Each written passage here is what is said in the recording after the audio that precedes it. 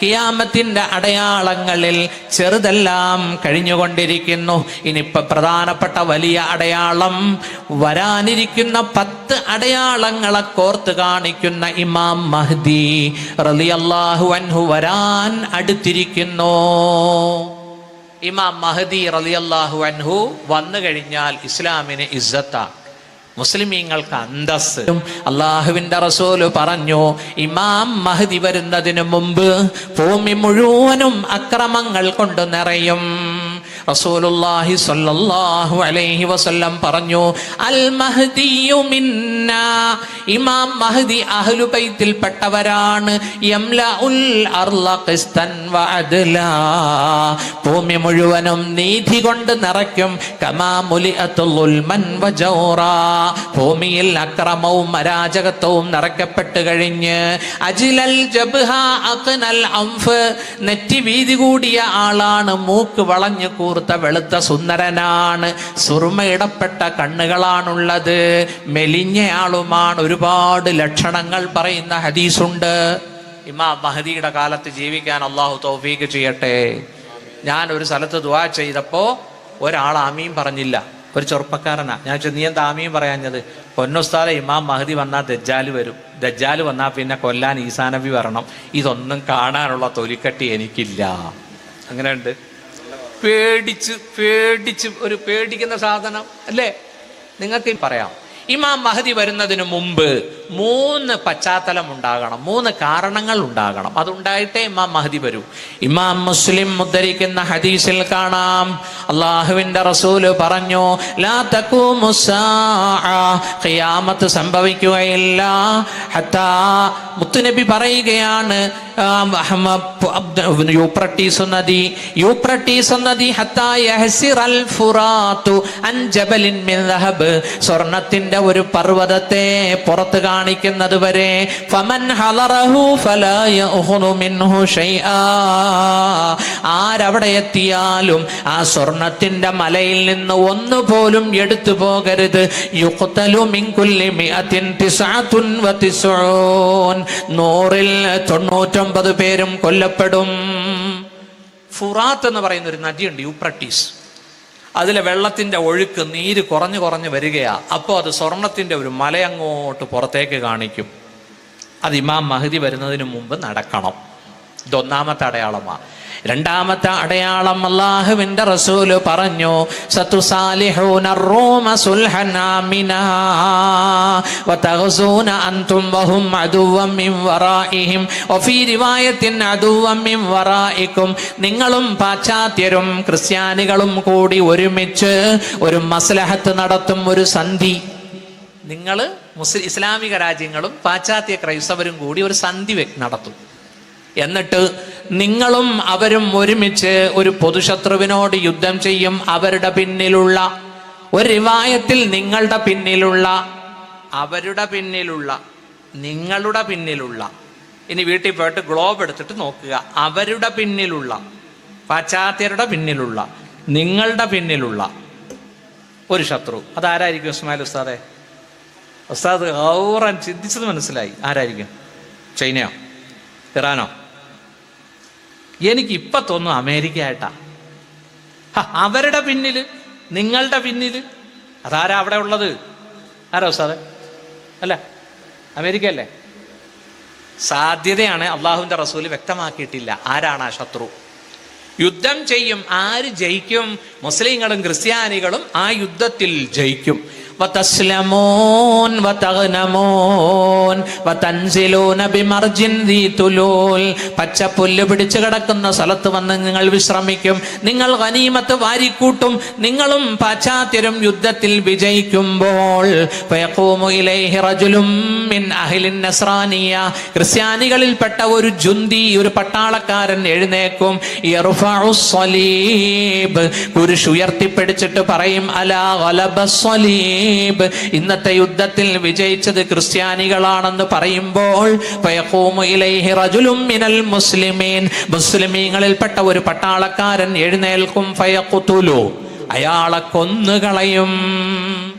ഇങ്ങനെ ഒരു അവിവേകം മുസ്ലിങ്ങളുടെ ഭാഗത്തു നിന്നുണ്ടാവും. ഫയദുക്കൂന്നും റിവായത്തിലുണ്ട്, കുരിശനെ ഓടിച്ചു കളയും, അയാളെ കൊല്ലും. പറഞ്ഞത് അത്ര മോശമല്ലേ? എല്ലാവരും കൂടെ യുദ്ധം ചെയ്തിട്ട് ജയിച്ചത് ഞങ്ങൾ ഒറ്റയ്ക്കാന്ന് പറഞ്ഞാൽ പറ്റുമോ? അപ്പൊ എന്ത് സംഭവിക്കും? മുത്തുനബി പറയുകയാണ് സല്ലല്ലാഹു അലൈഹി വസല്ലം, ഫഹീനഇദിൻ തഗ്ദിറുർ റൂം, റോമക്കാർ ഈ സുൽഹ്, ഈ സന്ധി പൊളിച്ചിട്ട് അവരുടെ നാട്ടിലേക്ക് പോകും. വതജ്മഊൻ വതഅതൂനകും, അവര് ചെന്നിട്ട് പട്ടാളക്കാരെ ഒരുമിച്ച് കൂട്ടും, നിങ്ങളുടെ അടുത്തേക്ക് അവര് വരും. എത്ര കാലം കഴിഞ്ഞ് വരും? അവര് കദരി ഹംലിൽ ഒരു പെണ്ണ് ഗർഭം ധരിക്കുന്ന സമയം 9 മാസം കഴിഞ്ഞ് നിങ്ങളുടെ അടുത്തേക്ക് വരും. കണ്ടോ, അള്ളാഹുവിൻ്റെ റസൂലിൻ്റെ കണക്കേ. അത് വഹി കൊണ്ട് പറയുന്നതല്ലേ മുത്തുനബി? തെറ്റുവോ? ഇല്ലല്ലോ. ഒമാ എന്തിക്കോ അനിൽ ഹവ, സ്വന്തം ഇഷ്ടപ്രകാരം നബി മൊഴിയാറില്ലല്ലോ.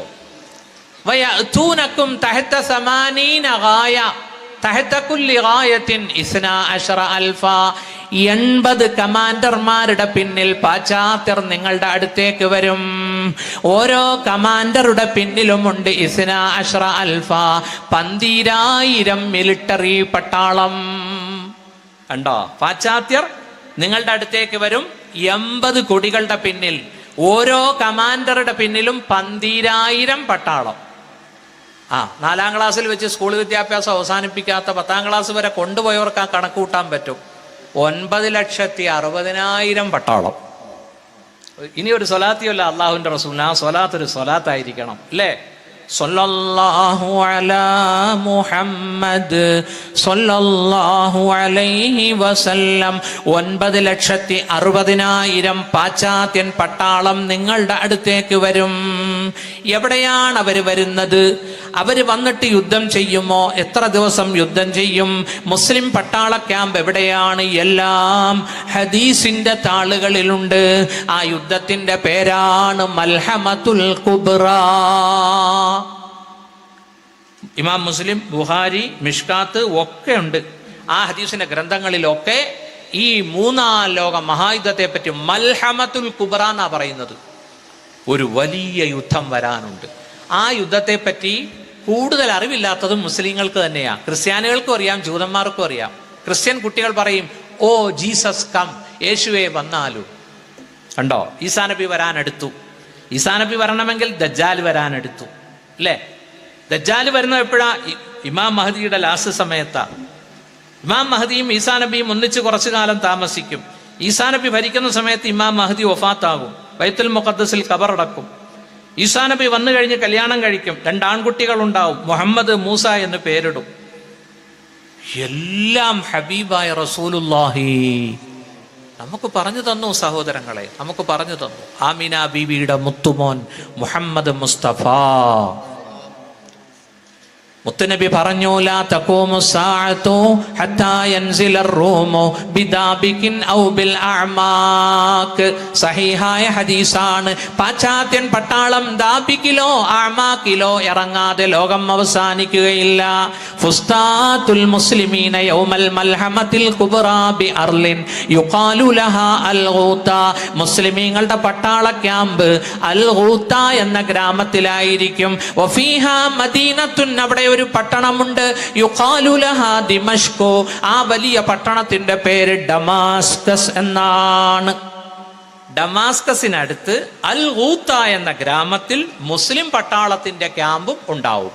അവിടെയാണ് പാശ്ചാത്യർ 9,60,000 പട്ടാളം വന്ന് തമ്പടിക്കുക.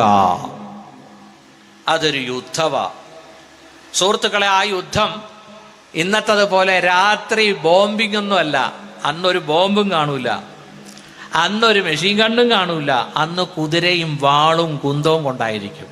അത് ഹദീസിൽ നിന്ന് മനസ്സിലാകുന്നുണ്ട്. അല്ലക്കു, അവര് ബന്ധിപ്പിക്കും. നേരം സന്ധ്യയാകുമ്പോൾ സുയൂഫഹും, അവരുടെ വാളുകളെ ബിസ്സൈത്തൂൻ, ഒലിവ് മരത്തിൽ തൂക്കിയിടുമെന്ന് മുഹമ്മദ് മുസ്തഫ. അപ്പൊ എനിക്ക് തോന്നുന്നു, ഞാൻ ഇങ്ങനെ ചിന്തിച്ചിട്ടൊരു ഒന്നും മനസ്സിലാകുന്നില്ല. റഷ്യ ഉക്രൈനെ അടിക്കാൻ തുടങ്ങിയിട്ട് 1 വർഷം കഴിഞ്ഞു. ഇപ്പൊ ഇതാ 4 മാസം കഴിഞ്ഞു. ഒക്ടോബർ 7 തുടങ്ങിയതാണ് ഫലസ്തീൻ ജൂത ഇഷ്യൂ. ആയുധങ്ങളൊക്കെ തീരണ്ടേ? അത് തീരാൻ വേണ്ടി അള്ളാഹു ചെയ്യുന്ന തർത്തീബ് അല്ലേ ഉസ്താദ് ഇപ്പൊ നടക്കുന്നത്? ആണോ? അല്ലേ? നമ്മൾ ഓരോന്ന് ഇതൊക്കെ കാണും. നോക്കൂ, ഫലസ്തീനുകളെ സഹായിക്കാൻ ഹൂസികൾ ഹൂത്തികൾ അല്ലേ? ഹൂസ് എന്നാട്ടോ 3 പുള്ളിയുള്ള സാ ആണ് ഹൂത്തികൾ എന്നാ പറയേണ്ടത്. പിന്നെ ഹിസ്ബുല്ല, അലാ ഇന്ന ഹിസ്ബുല്ല അല്ലേ? നോക്കൂ, കടല് ലഹറൽ ഫസാദു ഫിൽ ബർരി വൽ ബഹർ, ബർറിലും കരയിലും കടലിലും ഫസാദ് വ്യാപകമായി. അമേരിക്കനെ അടിച്ചുകൊണ്ടിരിക്കുകയാണ്. എത്ര കപ്പലുകളാ തകർക്കുന്നത് അല്ലേ? ഇൻഷാ അല്ലാഹ് ഈ യുദ്ധത്തിൽ ആര് ജയിക്കും? ഇസ്രായേൽ ജയിക്കുവോ അതോ പലസ്തീൻ ജയിക്കുവോ? പലസ്തീൻ ജയിച്ച് നിൽക്കുകയാ. എവിടെയെങ്കിലും ഒരു 10 ഹമാസിന്റെ ഡെഡ് ബോഡി നിങ്ങൾ കണ്ടോ? ഇത്രയും ദിവസത്തിനുള്ളിൽ കണ്ടോ? 10 ഹമാസിനെ ഷൂട്ട് ചെയ്തിട്ടിരിക്കുന്ന ഫോട്ടോ കണ്ടോ? യുദ്ധം തുടങ്ങി ഒറ്റ ദിവസം കൊണ്ട് ഹമാസിനെ ഞങ്ങൾ തുടച്ചു നീക്കും, ഗസയെ ആളില്ലാ തുരുത്താക്കും എന്തൊക്കെ പറഞ്ഞ് 4 മാസം കഴിഞ്ഞു സുഹൃത്തുക്കളെ. ഹമാസിന്റെ തുരങ്കം പോലും അവർക്ക് കണ്ടെത്താനോ ബന്ദികളെ മുഴുവനായി മോചിപ്പിക്കാനോ കഴിഞ്ഞിട്ടില്ല. ഭൂമിയിൽ നിന്ന് 20 മീറ്റർ താഴെയാണ് അങ്കബൂത്ത് പോലെ, ചെലന്തിവല പോലെ ഈ ടണല്. ഇതിനകത്തോട്ട് നമ്മളെങ്ങാനും കയറിയാണ്ടല്ലോ വട്ട് പിടിക്കുമെന്നാ പറയുന്നത്. കാരണം അങ്ങോട്ടൊരു റോഡ് ഇങ്ങോട്ടൊരു റോഡ്. ഇത് ഹമാസിന് തെറ്റുകയില്ല. അതിനകത്ത് ബാത്റൂം, AC, കോൺഫറൻസ് ഹാള് എല്ലാം കൊടുത്തിട്ടുണ്ട്. എന്തിന്? റെയില് വരെ ഉണ്ട്. കൊച്ചു ട്രെയിൻ പോകാൻ, കാറ് പോകാനും ഓട്ടോ പോകാനും ഒക്കെ ഉള്ള വിശാലമായ തുരങ്കം. എൻ്റെ പൊന്നു ഹബീബെ, അവരെയാണ് നമ്മുടെ പത്രങ്ങൾ, മനോരമയും മാതൃഭൂമിയൊക്കെ തീവ്രവാദികൾ, ഭീകരവാദികൾ എന്ന് വിളിക്കുന്നത്. ജന്മനാടിന്റെ സ്വാതന്ത്ര്യത്തിന് വേണ്ടി പടപൊരുതുന്ന ഹമാസിന്റെ മക്കളെ ഭീകരവാദി എന്ന് വിളിക്കാവോ? നമ്മുടെ രാജ്യത്തിന് വേണ്ടി ലക്ഷക്കണക്കിന് മുസ്ലിമീങ്ങൾ രക്തം കൊടുത്തില്ലേ? ഇല്ലേ? എല്ലാ വിഭാഗത്തിലുള്ള ആളുകളും നമ്മുടെ രാജ്യത്തിന്റെ സ്വാതന്ത്ര്യത്തിന് പടപൊരുതിയില്ലേ? ഇൻഷാ അല്ലാഹ് അതുകൊണ്ട് നിങ്ങൾ ഈ ഹദീസുകൾ ശ്രദ്ധിക്കുകയും. രണ്ടാമത് ഇങ്ങനെ ഒരു യുദ്ധം നടക്കും. അത് 4 ദിവസം നീണ്ടു നിൽക്കും. 4 ദിവസം. നാലാമത്തെ ദിവസത്തിലെത്തുമ്പോൾ അള്ളാഹുവിന്റെ റസൂല് പറഞ്ഞു, നഹദ ഇലൈഹിം ബഖിയത്തു അഹ്ലിൽ ഇസ്ലാം. മുസ്ലിം സേന ആർത്ത് എരമ്പി ശത്രുവിന്റെ മേൽ ചാടി വീഴും. ഹത്താ യജഅലുല്ലാഹു ദീറത അലൈഹിം. അള്ളാഹു അവരെ പരാജയപ്പെടുത്തും. ഇൻഷാ അല്ലാഹ് ആ യുദ്ധത്തിന് നേതൃത്വം കൊടുക്കേണ്ട ആൾ ഇമാം മഹ്ദിയ റളിയല്ലാഹു അൻഹു. ഇമാം മഹ്ദി വന്നാൽ യംലികു 7 സിനീൻ, 7 കൊല്ലം അധികാരത്തിലിരിക്കും. അല്ലെങ്കിൽ 8 അല്ലെങ്കിൽ 9 എന്ന് സൂചിപ്പിക്കുന്ന ഹദീസുണ്ട്. ഇസ്മുഹു ഇസ്മി, ആ മഹാന്റെ പേര് എന്റെ പേരാണ്. വസ്മു അബീഹി ഇസ്മു അബീ, അവരുടെ ബാപ്പയുടെ പേര് എന്റെ ഉപ്പയുടെ പേരുമാണ്. അപ്പോൾ മുഹമ്മദ് ബിൻ അബ്ദില്ലാഹിൽ ഹസനി കണ്ടോ? ഫാത്തിമത്തു സഹറയുടെ പുത്രൻ, അലിയാർ തങ്ങളുടെ പുത്രൻ ഹസൈനാറിന്റെ പരമ്പരയിലാണ് ഇമാം മഹ്ദി വരേണ്ടത്. സയ്യിദാണ് ഇമാം മഹ്ദി, അഹ്ലുബൈത്ത.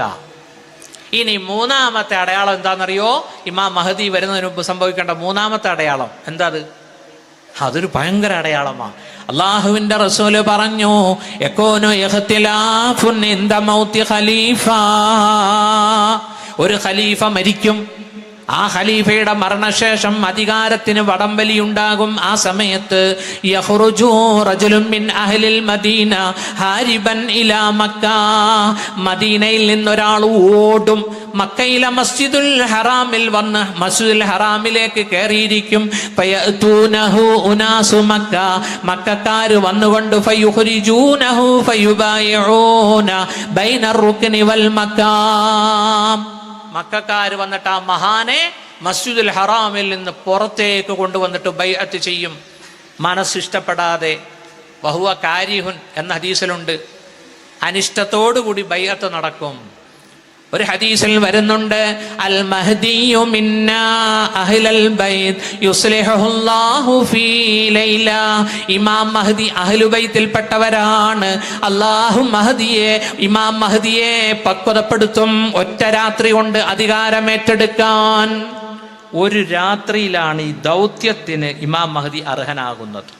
ഒരു രാത്രിയിലാണ് ജനിച്ച്. മൗലിദുഹു മദീന, മദീനത്താ ജനിക്കുന്നത്. 40 വർഷം വളരുമ്പോഴും ഇങ്ങനെ ഒരു ദൗത്യം ഏറ്റെടുക്കാനുണ്ട് എന്ന് മഹാന് ബോധ്യമില്ല. 40ാമത്തെ വയസ്സിലാണ് അള്ളാഹു ഒരു രാത്രിയിലാണ് ഈ ദൗത്യം കൊടുക്കുക. അതൊരു ദൗത്യമാണ് കണ്ടോ?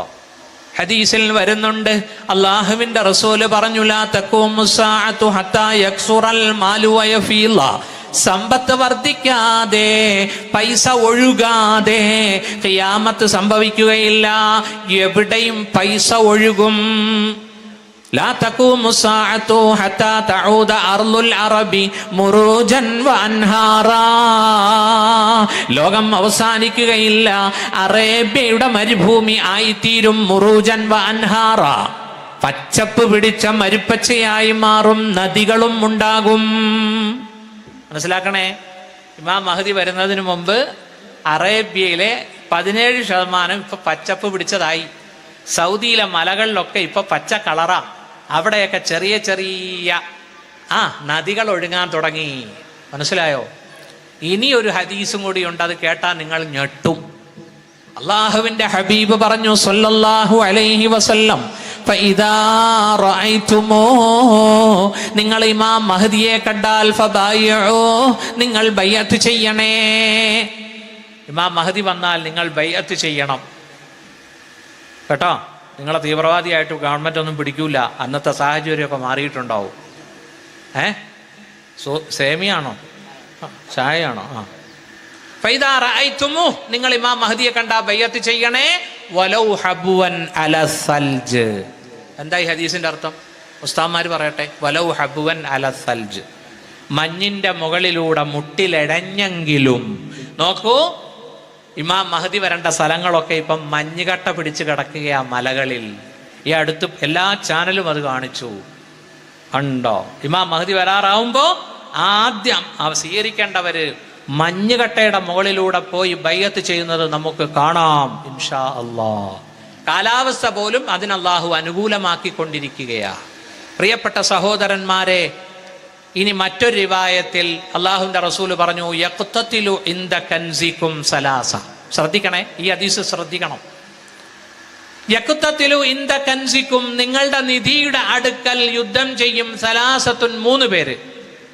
കുല്ലുഹും ബനി ഖലീഫ, 3 പേരും ഒരു രാജാവിന്റെ മക്കളാണ്. സുമ്മലാ യഊദു ഇലാ വാഹിദിൻ മിൻഹും, ഈ 3 രാജകുമാരന്മാർക്കും അധികാരം കിട്ടുകയില്ല. നിങ്ങളെ നിധിയുടെ അടുക്കൽ 3 പേര് യുദ്ധം ചെയ്യും. അവർ 3 പേരും ഒരു രാജാവിന്റെ മക്കളാ. ഞാൻ ഈയിടെ കഴിഞ്ഞ മാസം ഒരു ഉംറയ്ക്ക് പോയി. ഉംറ വിത്ത് നിക്കാഹ്. ഒരു നിക്കാഹിൽ പങ്കെടുക്കാൻ ഹറമിൽ വെച്ചായിരുന്നു നിക്കാഹ്. അവിടെ വെച്ച് ഞാനൊരു അറബിയെ പരിചയപ്പെട്ടു. ഞാൻ ചോദിച്ചു, ഈ നിധിയുള്ള രാജ്യം ഏതാ? അത് ഇത് തന്നെ. അപ്പൊ ഹദീസിലുണ്ട്, ഇന്ദ കൻസിക്കും ഐ കൻസിൽ കഅബ എന്നൊരു തഫ്സീർ പറയുന്നുണ്ട്. കഅബയാകുന്ന നിധിക്ക് വേണ്ടി 3 പേര് യുദ്ധം ചെയ്യും. അപ്പൊ ഞാൻ ചോദിച്ചു, ഇപ്പോഴത്തെ ഖലീഫ ആരാ? സൽമാൻ. സൽമാൻ എത്ര മക്കളാ? 3 ആൺപിള്ളേര്. അല്ലാ, ഇനിയിപ്പോ നാളെ എന്നെ ഉംറയ്ക്ക് വിടൂല. കാരണം ഇതൊക്കെ ഇപ്പൊ സൗദിയിൽ എത്തിയാലുണ്ടല്ലോ അല്ലേ. സൽമാനാണ് ഇപ്പോഴത്തെ ഖലീഫ. സൽമാന് 3 ആൺപിള്ളേരാണുള്ളത്. ഇപ്പോഴത്തെ വലിയുൽ അഹദ് മുഹമ്മദ് ബിൻ സൽമാനാണ്. അപ്പോ രാജാവിന്റെ മരണത്തോടനുബന്ധിച്ച് 3 മക്കൾ അധികാരത്തിന് വേണ്ടി വടംവലി നടത്തും. 3 പേർക്കും അധികാരം കിട്ടുകയില്ല.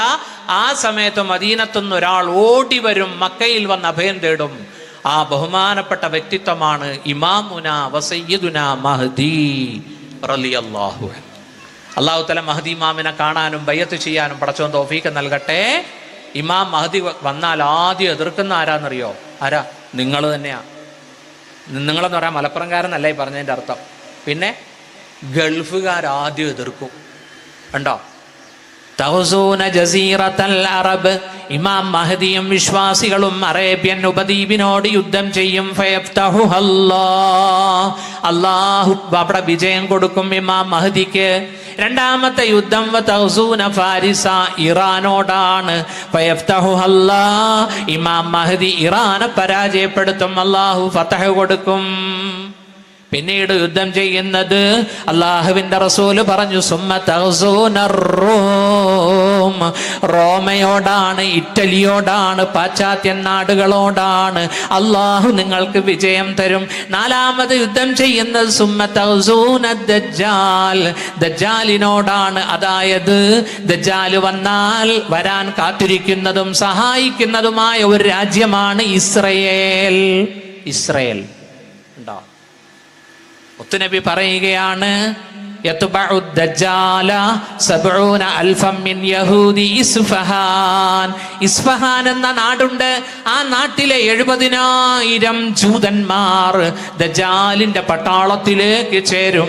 അലൈഹിമുത്തൈലസാൻ, അവരുടെ തലയിൽ ഒരു തരം ഷാളുണ്ട്. ഈ ഷാളല്ല, ജൂതന്മാരുടെ ഷാള് കാണണമെങ്കിൽ ബൈത്തുൽ മുഖദ്ദസ് കാണാൻ പോയാൽ മതി.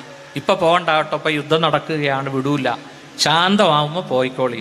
നമുക്കൊക്കെ പോകാൻ തൗഫീഖ് കിട്ടുന്നത് എന്തുകൊണ്ടാണെന്നറിയോ? നരസിംഹറാവു പ്രധാനമന്ത്രി ആയതുകൊണ്ടാ. ആ ചങ്ങാതി ഇസ്രായേലുമായിട്ട് ഡിപ്ലോമാറ്റിക് ബന്ധം സ്ഥാപിച്ചത് കൊണ്ടാ. സൗദിക്ക് അബ്ദുറഹ്മാൻ സുദൈസിക്കൊന്നും അങ്ങോട്ട് പോകാൻ പറ്റിയിട്ടില്ല ഇതുവരെ. മനസ്സിലായില്ലേ? അതുകൊണ്ട് നരസിംഹറാവിന് വേണ്ടി ദുആ ചെയ്യണമെന്നോ? ഇസ്രായേലുമായി നയതന്ത്ര ബന്ധം സ്ഥാപിച്ച നരസിംഹറാവു, അതുകൊണ്ട് നമുക്കൊക്കെ ബൈത്തുൽ മുഖദ്ദസിൽ പോകാൻ പറ്റുന്നു, അതുകൊണ്ട് നരസിംഹറാവിന് ദുആ ചെയ്യണമെന്നാണോ? അല്ല.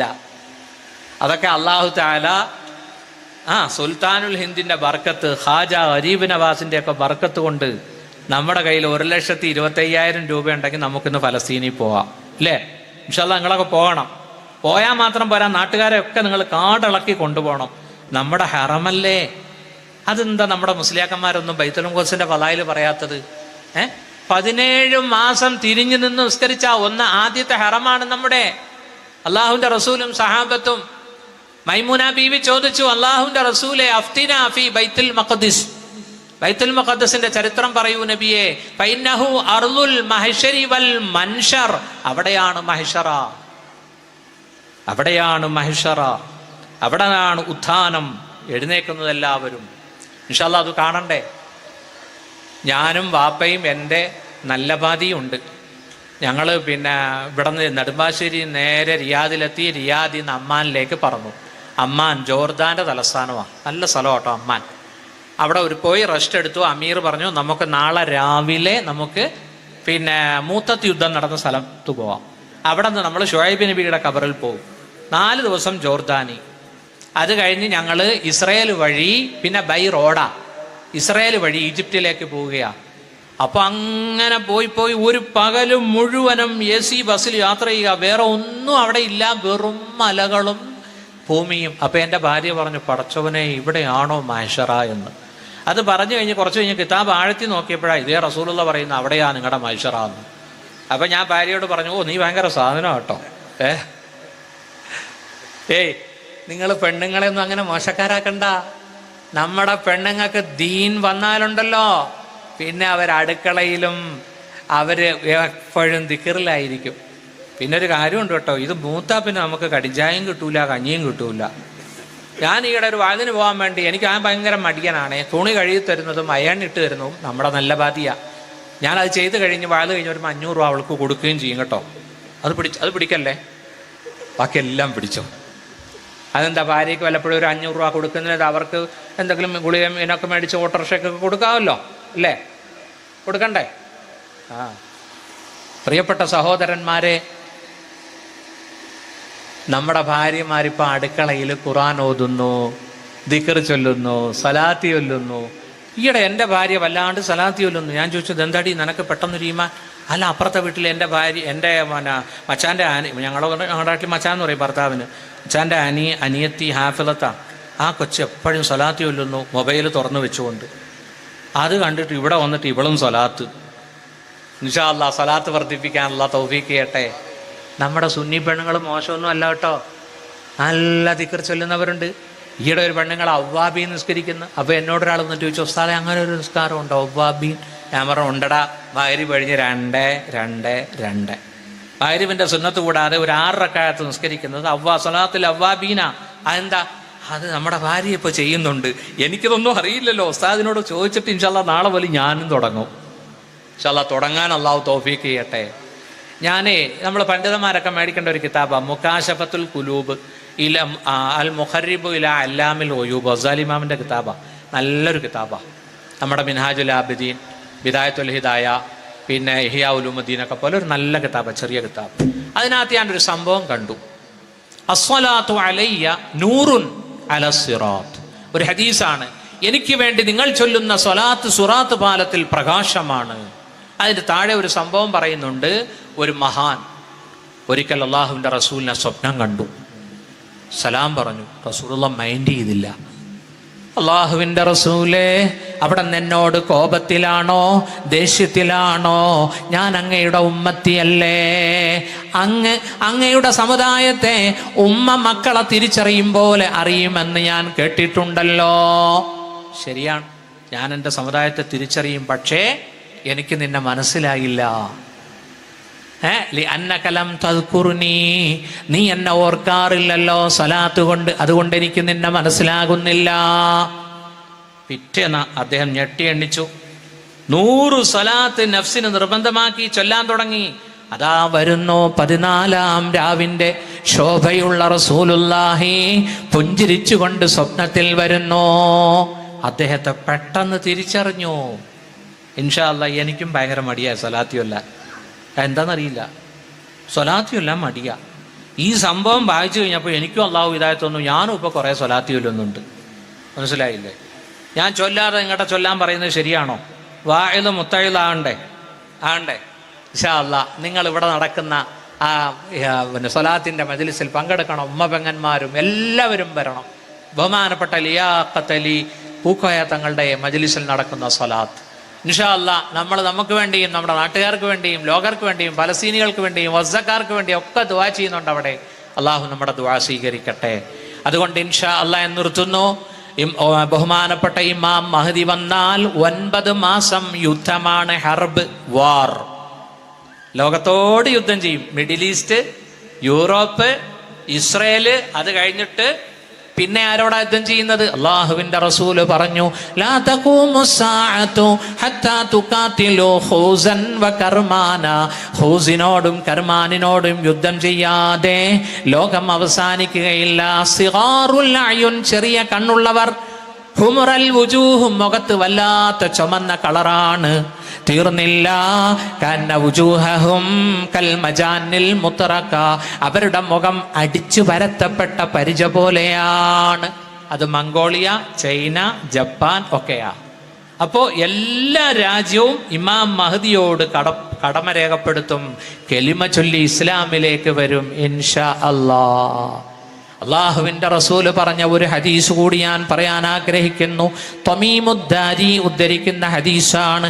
അള്ളാഹുവിന്റെ മുത്തുനബി റസൂലുള്ളാഹി പറയുന്നത് ഞാൻ കേട്ടു.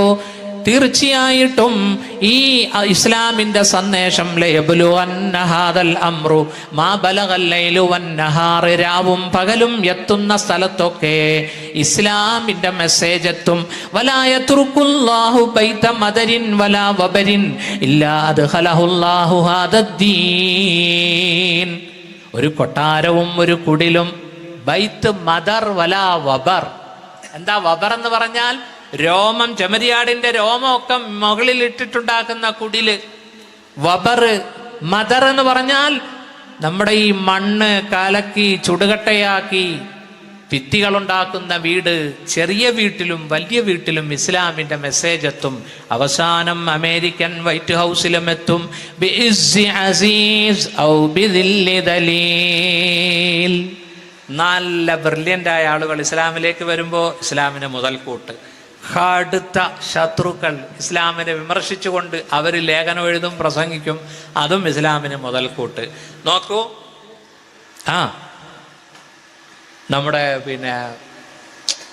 നമ്മുടെ ടവറുകൾക്ക് ഫ്ലൈറ്റ് ഇടിച്ച സംഭവം ഉണ്ടായില്ലേ? അതിനുശേഷം അതിനെന്തെന്നാ പറയുക? World trade centre. അതിനുശേഷം യൂറോപ്പിൽ ഇസ്ലാം വളരുകയാ. കണ്ടോ? ചുമ്മാ തീവ്രവാദി എന്ന് പറഞ്ഞുകൊണ്ടിരുന്നപ്പോൾ ഇംഗ്ലീഷുകാർക്ക് തോന്നി എന്നാ പിന്നെ ഇസ്ലാം എന്താ ഇത്ര തീവ്രവാദമോ, ഇസ്ലാമിനെ ഒന്ന് പഠിച്ചേക്കാം. എത്ര പേരാ ഇപ്പോൾ ഇസ്ലാമിലേക്ക് വരുന്നതെന്നറിയോ? നമുക്കൊക്കെ അവിടെ സുഹൃത്തുക്കളുണ്ടല്ലേ? കാനഡയിലുണ്ട്, അമേരിക്കയിലുണ്ട്, മിസിസിപ്പിയിലുണ്ട് അല്ലേ? ഈ കണ്ണൂരുകാരൊക്കെ ഉണ്ട് അവിടെ. മാഷാ അല്ലാ, മാഷാ അല്ലാ. അവിടെയൊക്കെ 2ഉം 3ഉം നിസ്കാരമാണ് നടക്കുന്നത്. അള്ളാഹു പടച്ചവൻ അനുഗ്രഹിക്കട്ടെ, അള്ളാഹു അനുഗ്രഹിക്കട്ടെ. यहाँ में अहले ईमान सूरते खुर्शिद जीते हैं, इधर डूबे उधर निकले इधर डूबे. ലോകത്തുള്ള ഈമാൻ ഇസ്ലാമിന്റെ ഉദാഹരണം ജഹാമെ അഹ്ലെ ഈമാൻ സൂറത്തെ ഖുർഷിദ് സൂര്യനെ പോലെയാണ്. സൂര്യൻ ഇവിടെ ഉദിക്കുന്നു അവിടെ അസ്തമിക്കുന്നു, അവിടെ ഉദിക്കുന്നു ഇവിടെ അസ്തമിക്കുന്നു. പൗരസ്ത്യർക്ക് ഇസ്ലാം വേണ്ടെങ്കിൽ യൂറോപ്യർക്ക് ഇസ്ലാമിനെ വേണം. അവർ നെഞ്ചോട് ചേർക്കുന്നു. നോക്കൂ, മദാമകൾ മിനിസ്കർട്ട് മാറ്റുന്നു, അവർ ഫുൾ വസ്ത്രത്തിലേക്ക് കടക്കുന്നു, അവർ സ്വലാത്ത് ചൊല്ലുന്നു, അവർ കലിമ ചൊല്ലുന്നു. അതുകൊണ്ട് യുവാക്കളെ, ഉമ്മപെങ്ങന്മാരെ, അള്ളാഹുവിലേക്ക് അടുക്കണേ, ദിക്റുകളും സ്വലാത്തുകളും വർദ്ധിപ്പിക്കണേ. അതോടൊപ്പം തന്നെ ബഹുമാനപ്പെട്ട തങ്ങൾ അവറുകൾ ഇവിടെ ജീവകാരുണ്യ പ്രവർത്തനങ്ങൾ ചെയ്യുന്നുണ്ട്. അതിന് നമ്മൾ അവരോട് സഹകരിക്കണം. നമ്മളാൽ കഴിയുന്ന പാവങ്ങൾക്ക് അരി കൊടുക്കണം, മരുന്നിന് കാശ് കൊടുക്കണം. അള്ളാഹു പടച്ചവൻ തൗഫീഖ് നൽകട്ടെ. ഈ നാടിനെ അള്ളാഹു അനുഗ്രഹിക്കട്ടെ. ഞാനിന്ന് പരപ്പനങ്ങാടി വന്ന് ട്രെയിൻ ഇറങ്ങിയപ്പോൾ എൻ്റെ കൂട്ടത്തിലുള്ള നൂറുൽ ഹക്കിനോട് അദ്ദേഹം എന്നോട് പറഞ്ഞു, ഈ നാട് വാര്യൻ കുന്നൻ്റെ നാടാണ്, ഈ നാട് മമ്പുറം തങ്ങളുടെ നാടാണ്, ചരിത്രം ഉറങ്ങുന്ന മണ്ണാണ് അല്ലേ. അള്ളാഹു പടച്ചവൻ ഈ ചരിത്രങ്ങളൊക്കെ പഠിക്കാൻ അള്ളാഹു തൗഫീഖ് നൽകട്ടെ. നമ്മളൊന്ന് വെറും പേടിത്തൊണ്ടന്മാരായിപ്പോയി, വെറും ഷണ്ടന്മാരായിപ്പോയി. അതുകൊണ്ട് ജീവിച്ച് ഇസ്ലാമിനെ നെഞ്ചോട് ചേർത്ത് ഇൻഷാ അള്ളാഹു സമൂഹത്തിലേക്ക് ഇറങ്ങാൻ എത്രയോ യുവാക്കൾക്ക് ദീൻ അറിയില്ല. അതുകൊണ്ട് അവർക്ക് ദീൻ പരിചയപ്പെടുത്തണം. അള്ളാഹു പടച്ചവൻ അതിനേറ്റവും വലിയ മുഖ്യമായ ഘടകം ഈ സാദാത്തുക്കള, ബാഫക്ക് തങ്ങൾ, PMSA പൂക്കായ തങ്ങൾ. നമ്മൾ കേരളീയർക്ക് വലിയ ഭാഗ്യമല്ലേ ഈ കബീലയെ, ഈ തറവാടിനെ നമുക്ക് നേതാക്കളായി കിട്ടിയത്. അല്ലാഹു തആല പടച്ചവൻ ബഹുമാനപ്പെട്ട സമസ്തയുടെ പ്രസിഡന്റ് പാര സയ്യിദുൽ ഉലമ ജിഫ്രി മുത്തുക്കോയ തങ്ങൾ, ഒരു സയ്യിദാണ് വരക്കൽ മുല്ലക്കോയ തങ്ങൾക്ക് ശേഷം. അല്ലാഹു തആല ഈ വടവൃക്ഷത്തെ ഖിയാമത്ത് നാൾ വരെ അള്ളാഹു നിലനിർത്തട്ടെ. അള്ളാഹു സുന്നത്ത് ജമാഅത്തിനെ പടച്ചവൻ അള്ളാഹു വളർത്തട്ടെ. ഇൻഷാ അള്ളാഹ് ഈ മജ്ലിസിലേക്ക് വരാൻ എനിക്കും സാധിച്ചു, അൽഹംദുലില്ലാഹ്. സദാത്തുക്കളെ കാണാൻ സാധിച്ചു. നിങ്ങളുടെ ദുആയിൽ എനിക്കും കുടുംബത്തിനും വേണ്ടി ദുആ ചെയ്യണം എന്ന് പറഞ്ഞുകൊണ്ട് നമുക്കൊരു ചെറിയ ദുആ, റബ്ബി സിദ്നി ഇൽമാ. ഖുർആൻ പറഞ്ഞത് കാശ് ചോദിക്കാനല്ല പറഞ്ഞത്, ഇൽമ ചോദിക്കാനാണ് പറഞ്ഞത്. റബ്ബി സിദ്നി ഇൽമ. അള്ളാഹു നമ്മുടെ ഇൽമിൽ നമുക്ക് സിയാദത്തും ബർക്കത്തും പടച്ചവൻ തരട്ടെ. പഠിച്ച ഇൽമനുസരിച്ച് അമൽ ചെയ്യാൻ അള്ളാഹു തൗഫീഖ് നൽകട്ടെ. ഞാൻ നിർത്തുന്നു. വ ആഖിറു ദഅവതി അനിൽ ഹംദുലില്ലാഹി റബ്ബിൽ ആലമീൻ.